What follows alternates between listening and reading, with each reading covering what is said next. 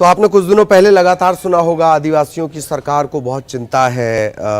सारी सरकारों को आदिवासियों की बहुत चिंता रही है। अब मैं आपको बता दूं, एक बाजा होता है गुदुम, जिसे कमर के पास बांधा जाता है। आदिवासी जो इलाके हैं वो इस बाजे को बहुत अच्छे से जानते हैं।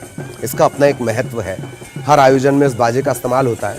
अंतर्राष्ट्रीय स्तर के जो आयोजन है उसमें भी गुदुम को लेकर प्रेजेंटेशन हो चुका है। ऐसा ही एक कार्यक्रम नगर निगम में हुआ। सिंगरौली नगर निगम के कर्मचारी से जुड़ा हुआ रिटायर्ड उन कर्मचारी की सेवानिवृत्ति का आयोजन था। यहाँ पर एक कलाकार आया, गुदुम इसने बांधा हुआ था, पैसे फेंक कर इसे दिए गए और ये पैसे इसने मुंह से उठाए। ये दो अलग अलग बातें हैं। साहित्यकारों ने इसकी आलोचना की है। अभी एक वीडियो संज्ञान में आया है जिसमें स्थानीय सिंगरौली जिले के लोक नृत्य के कलाकार, जो हरिजन और आदिवासियों का बहुत ही प्रसिद्ध लोक नृत्य है, अपना गुदुम नृत्य, तो वो कलाकार अपना नृत्य प्रदर्शन कर रहे हैं और उनके सामने कुछ लोग बैठ के पैसे फेंक रहे हैं। जिसका पता मैंने किया तो बताया जा रहा है कि म्युनिसिपल कॉर्पोरेशन के किसी अधिकारी या कर्मचारी के विदाई समारोह का ये वीडियो है। मैं ऐसा मानती हूँ कि एक तरफ हमारी सरकारें देश की, प्रदेश की इन कलाकारों के उत्थान के लिए नित नवीन परियोजनाएं संचालित कर रही हैं, नित नवीन योजनाएं ला रही हैं, और ज़मीनी हकीकत ये है कि हमारे स्थानीय लोग ही इनकी कद्र नहीं कर रहे हैं।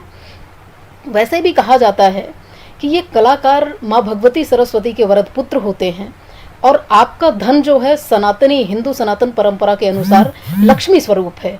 तो आप लक्ष्मी का भी आदर नहीं कर रहे हैं और सरस्वती का भी आदर नहीं कर रहे हैं, दोनों का ही अपमान कर रहे हैं, जो कि घोर निंदनीय है और ऐसा नहीं करना चाहिए। स्थानीय कलाकारों की अपनी वैल्यू है, अपनी कीमत है और उनका सम्मान करना चाहिए। मैं इसकी घोर भर्त्सना करती हूँ।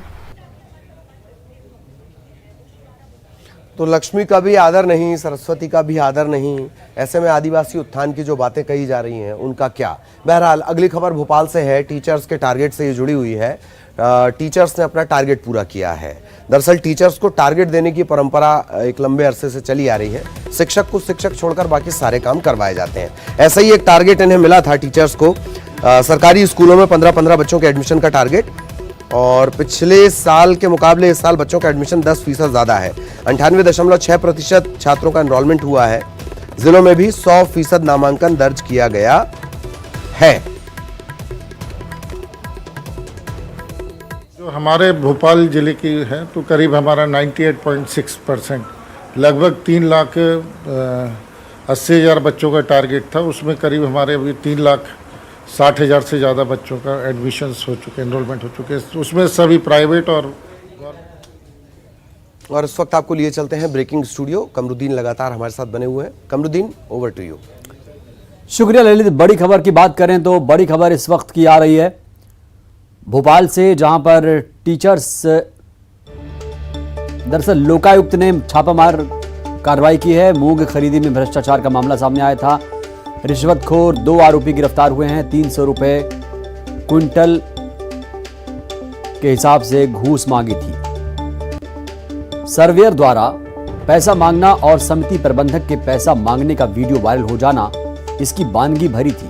लेकिन अब लोकायुक्त के रेड में पूरा मामला उजागर हो गया। जिले के गोटे गांव के लाठ गांव मूंग खरीदी केंद्र के राम निवारी के सरकारी वेयर हाउस पर गुरुवार को जबलपुर लोकायुक्त की 10 सदस्यीय टीम ने दबिश दी थी और 2 आरोपियों को गिरफ्तार किया गया।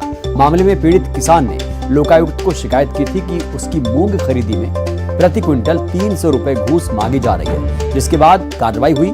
रिश्वत के सबूत और वॉइस रिकॉर्ड के आधार पर यह कार्रवाई की गई है।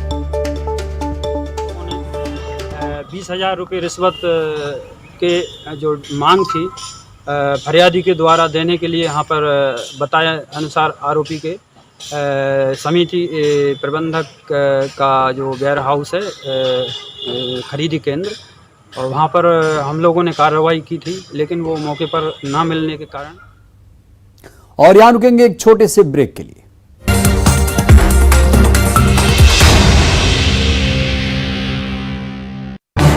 इस न्यूज हेडलाइंस के प्रायोजक पेट सफा आयुर्वेद।